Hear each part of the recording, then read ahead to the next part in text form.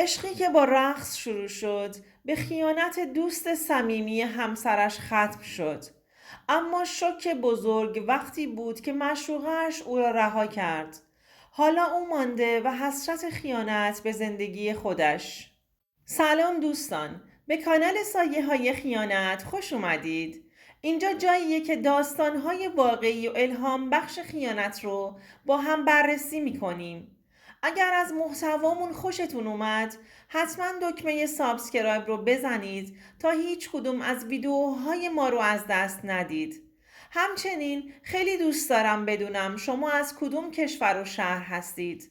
لطفاً تو کامنت ها برام بنویسید.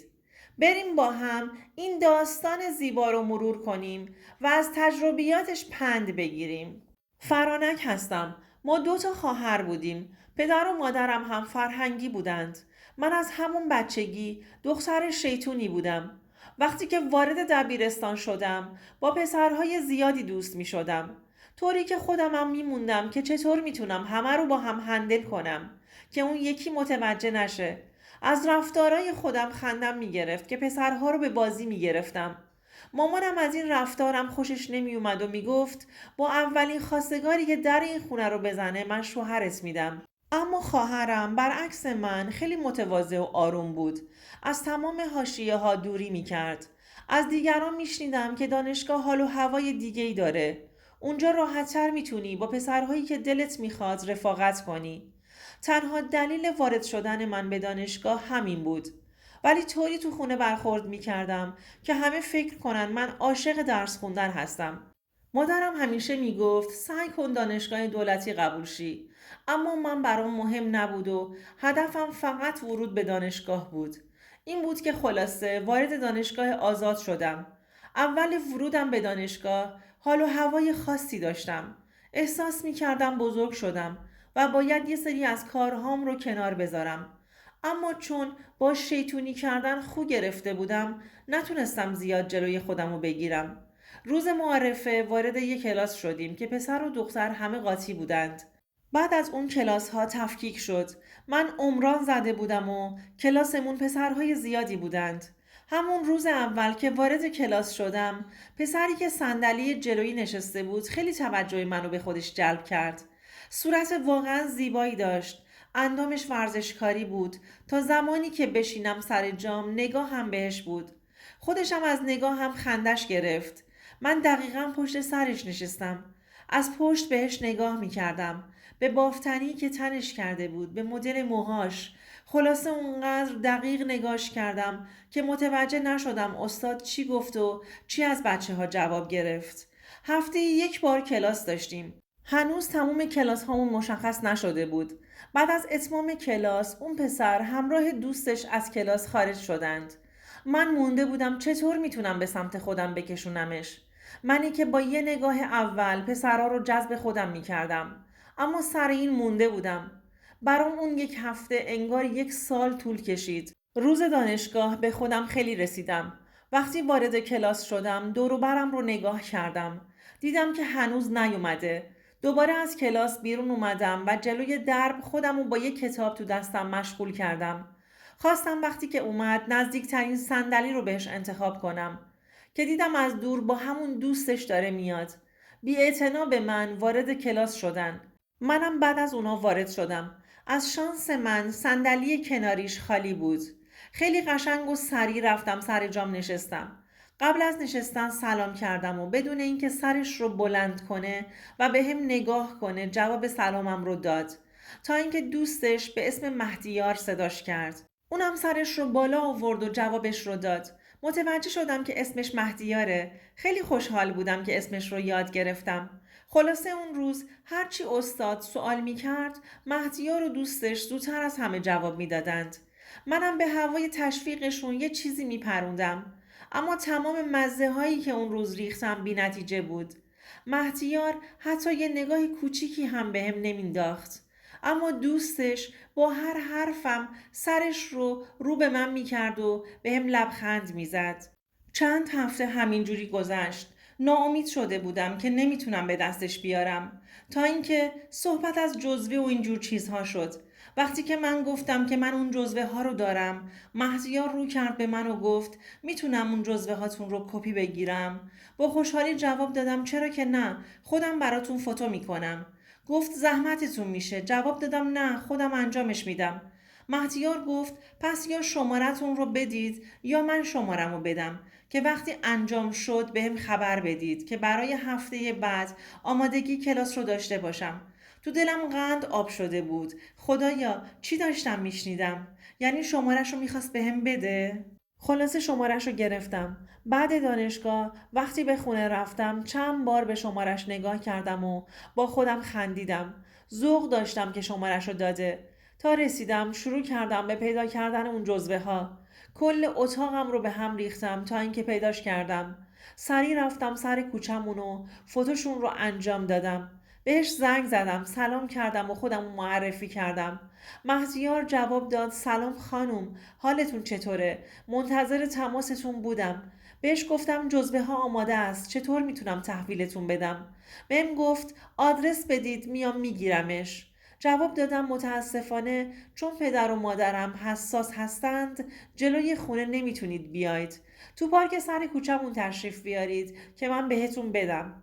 آدرس رو بهش دادم. یه نیم ساعت هم نشد که مهدیار با یه موتور زیبا اومد که جزوه ها رو ازم بگیره. وقتی روی موتور نشسته بود استایلش رو دوست داشتم. وقتی که پیاده شد از زیبایی هیکلش انگار رو هوا بودم. اومد جلو و خیلی معذب سلام کرد و جزوه ها رو ازم گرفت. هر چقدر گفت که قیمت فتوکپی چقدر شد جواب دادم این چه حرفیه، قابل شما رو نداره. خلاصه ازم تشکر کرد و رفت. پسر خیلی سخت و سنگینی بود. با اینکه اون همه پسر توی زندگیم اومد و رفت اما سر این یکی گیر کرده بودم. تا اینکه روزها همینجوری میگذشتند. به کلاس میرفتیم و میومدیم. اما هیچ عکس عملی نسبت به من نشون نمیداد. هر راهی که بگید وارد شدم اما نشد که نشد. ناراحت بودم تا اینکه مهدیار از کنارم با دوستش رد شد. دوستش که اسمش بهرام بود بهم گفت چرا امروز انقدر ناراحتید؟ چیزی شده؟ جواب دادم نه، همینجوری حالم گرفته است. بهرام خندید و گفت چرا؟ کشتیات غرق شده؟ از این حرفش خندم گرفت. مهدیارم خندید. گفتم احتمالاً داره غرق میشه. بعد به مهدیار نگاه کردم که اونا همون لحظه خداحافظی کردند و رفتند. تو دلم گفتم این دیگه کیه؟ انگار از دماغ فیل افتاده. از جا بلند شدم و از کلاس اومدم بیرون. چند ماه گذشت. من هر روز یه نقشه میچیدم و هر روز عکس پروفایلش رو نگاه میکردم. دلخوشیم شده بود همون عکس ها. منی که دختر شادی بودم داشتم دچار افسردگی میشدم. چطور میتونستم مهدیار رو مال خودم کنم؟ تا اینکه تو پروفایلش تولد بهرام رو تبریک گفت. دیدم بهترین فرصته. اما گفتم اگر تبریک بگم ممکنه بفهمه که دارم پروفایلش رو چک میکنم. این بود که اینجوری پیام دادم. سلام، داشتم واتساپم رو چک می کردم که پروفایل شما رو یهویی دیدم.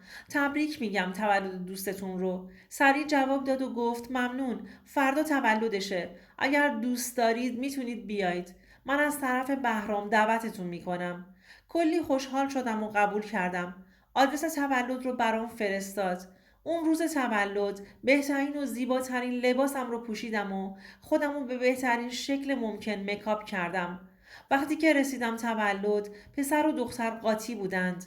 مهدیار با دیدنم اومد جلو و منو به داخل راهنمایی کرد. بهرام تا منو دید اومد جلو و کلی از اومدنم بهم خوش آمد گفت.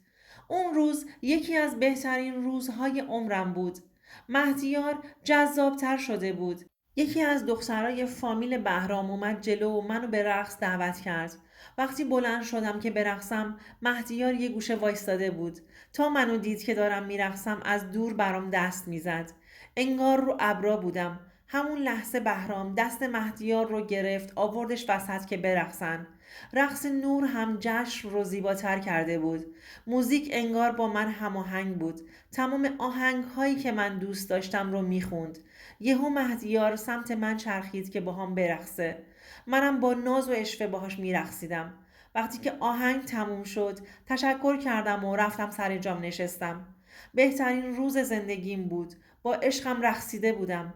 دست‌ها می‌لرزید. احساس کردم که مهدیار هم بهم علاقه داره. اما غرورش اجازه گفتن رو نمیده. بعد از تموم شدن تولد رفتم جلو و کادوی بهرام رو دادم. خیلی تشکر کرد. از مهدیار و بهرام خدافزی کردم و به خونه برگشتم. از فردای اون روز زندگیم تغییر کرد. صبح روز بعد مهدیار بهم پیام داد که دیشب خیلی زیبا شده بودی.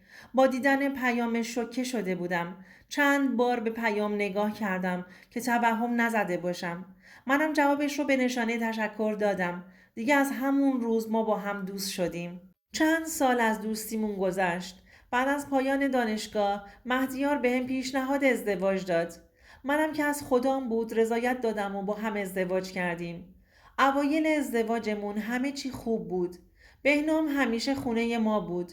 وقتی به مهدیار میگفتم ما تازه ازدواج کردیم، کمتر با دوستت رفت و آمد داشته باش، جواب مهدیار این بود که ما از بچگی با هم هستیم و مثل برادر میمونیم. اونقدر حرف زد که از گفتم پشیمون شدم. اما هر بار که می اومد، وقتی که مهدیار نبود یا مشغول کاری بود، کارهایی می کرد و حرفهایی می زد که خیلی معذب می شدم. نگاهاش روم خیلی سنگین بود.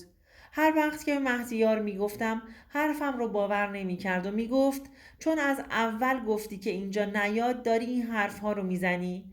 هر چقدر قسم می خوردم که دارم واقعیت رو میگم گوش نمی کرد. یه روز که تو آشپزخونه بودم و بهرامم خونمون بود به آشپزخونه اومد تا آب بخوره. مهدیار داشت پرونده هاش رو فایل بندی می کرد. به هم نزدیک شد و گفت خانم خوشگله زیاد تقلا نکن. مهدیار به هم اعتماد داره و هیچ کدوم از حرفاتو باور نمیکنه. از این حرف شوکه شدم. یعنی همه تیکه ها و حرف هایی که یواشکی از احساسش به هم میزد مطمئن بود که مهدیار باورش نمیشه و خیالش راحت بود و به کارش ادامه میداد. منم هرچی به مهدیار هشدار میدادم انگار نه انگار. مهدیار با هم دعوا میگرفت و میگفت تو دردت چیه؟ با اون بچه چی کار داری؟ به تو که کاری نداره. خیلی ناراحتی از اتاقت بیرون نیا. من نمیتونم به دوستم که مثل برادرمه بگم اینجا نیاد. منم از خدام بود تو اتاقم بمونم تا بهرام از خونمون بره. چند وقت گذشت. دیگه مهدیار به خاطر بهرام با هم کمتر حرف میزد و بیشتر خودش رو با کار سرگرم میکرد. دیگه تو خونه تنها بودم. احساس افسردگی میکردم. دلم گردش میخواست، تفریح میخواست، محبت میخواست. من دختر پر احساسی بودم و همسرم توجهی بهم نداشت. یه روز تو خونه داشتم فیلم نگاه میکردم که یه پیام برام اومد. وقتی نگاه کردم پیام بهرام بود. از دیدن پیام تعجب کردم. اما ته دلم وقتی دیدم شوهرم توجهی بهم نداره یه جورایی خوشحالم شدم. ولی به روی خودم نیاوردم و جواب دادم خجالت نمیکشی بهم پیام میدی؟ جواب داد من دوستت دارم فرانک. اینجوری نگو. از همون اول هم تو دانشگاه من عاشقت بودم و اما تو منو نمیدیدی. جواب حرفهات رو من میدادم. ناراحتیت ناراحتم میکرد. اما تو منو نمیدیدی. رفتی زن مهدیار شدی. من هنوزم که هنوز دوستت دارم. با این حرفش یه جوری شدم. انگار خوشم اومده بود. جواب دادم اگر مهدیار بفهمه چی؟ گفت اون نمیفهمه. روی اسمم قسم میخوره. بیا با هم باشیم. برات بهترین میشم. نمیدونم چی شد که دیدم 2 ماه از دوستی من و بهرام گذشته. وقتی که باهاش دوست بودم خوشحال بودم. مهدیار تا دیر وقت سر کار بود و بهرام از فرصت استفاده میکرد و میومد پیشم و منو به آرامش میرسوند. کنارش خوشحال بودم و سرزنده شده بودم. روزها همینجوری میگذشتند. یه روز بهش گفتم من از مهدیار جدا میشم تو بیا خواستگاریم. اما بهرام گفت نه نمیشه. مهدیار دوستت داره. ولی من مصمم بودم. کنار بهرام خوشحالتر بودم. اون منو میفهمید و احساسم رو درک میکرد. شروع کردم به لج گرفتن تو زندگیم. سر هر چیزی دعوا می کردم. انقدر به کارم ادامه دادم که مهدیار گفت تو مشکلت چیه؟ اگه بچه هستش خب بچه دار بشیم. اگر کارمه دیگه یه شیفت میرم سر کار. چی میخوای که این کارا رو میکنی؟ ولی من دست بردار نبودم. اونقدر روزها رو به دیوونه بازیام ادامه دادم که مهدیار راضی شد که طلاقم بده. من خیلی وقت بود که داشتم به مهدیار خیانت میکردم و اون نفهمیده بود. اما دیگه میخواستم شب و روزم رو بهرام کنارم باشه. خلاصه تفاهمی از مهدیار جدا شدم و مهریم رو هم بخشیدم. با پسندازی که داشتم برای خودم یه خونه کوچیک نقلی اجاره کردم. اجارش رو هم بهرام میداد. تا اینکه ازش خواستم بیاد به خواستگاریم، اما قبول نکرد و گفت که زوده، ممکنه شک کنند. داشت درست میگفت. دیگه روزها بهرام میومد کنارم و به آرامش میرسیدیم و بعدش هم میرفت دنبال زندگیش. من زندگیم رو به خاطر بهرام خراب کرده بودم، اما اون فقط به فکر خودش بود. دوباره ازش خواستم که ازدواج کنیم که بهرام یهو بهم گفت فرانک جان، تو اگر وفادار بودی به مهدیار وفا میکردی، چه تضمینی هست به منم بی‌وفایی نکنی؟ همینجوری با هم هستیم دیگه. من هم هواتو دارم. دنیا رو سرم خراب شد. من به خاطر بهرام از همسرم به اون خوبی جدا شده بودم. به خاطر هوس زودگذرم. از بهرام شنیدم که مهدیار با یکی از دخترای همسایه‌شون ازدواج کرده و همسرش هم بارداره. خیلی با شنیدن این حرف به هم ریختم. چقدر مهدیار سعی کرد زندگیمون رو نجات بده. اما این من بودم که خرابش کردم و گول حرفای بهرام رو خوردم. در صورتی که بهرام فقط به فکر خودش بود، نه من. من مونده بودم با یه زندگی زیبای خراب شده و آینده مبهمی که در پیش رو داشتم. دوستان عزیزم، امیدوارم از این داستان لذت برده باشید. اگر نظرات یا تجربیات خودتون رو دارید، حتما در کامنت ها با ما به اشتراک بگذارید و یادتون نره که کانال ما رو سابسکرایب کنید تا به محتوای بیشتری دسترسی داشته باشید. تا ویدئوی بعدی مراقب خودتون باشید.